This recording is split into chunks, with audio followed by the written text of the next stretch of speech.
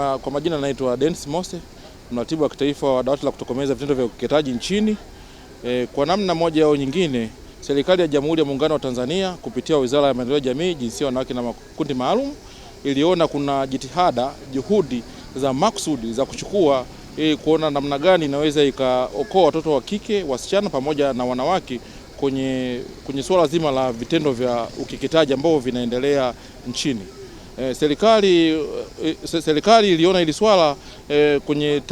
kwenye takwimu za vitendo vya ukeketaji za mwaka 2015-16 ambazo zilikuwa zinaelezea kuwa vitendo vya ukeketaji viko kwa 10% nchini. Lakini baada ya hapo serikali iliona ichukue juhudi ya kuanzisha mkakati wa taifa kutokomeza vitendo vya ukeketaji ambao ulitekelezwa kwa kipindi cha miaka mitano 2020, 21, 24, 25.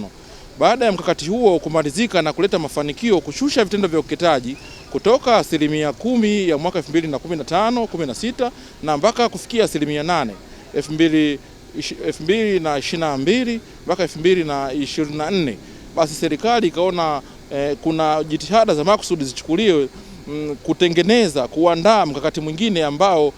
utapelekea kupunguza vitendo vya ukeketaji kutoka kwa 8% ya sasa mpaka kufika 4% au ikiwezekana 2020, 2029, 30 tuwe tumetokomeza vitendo vya ukeketaji kabisa.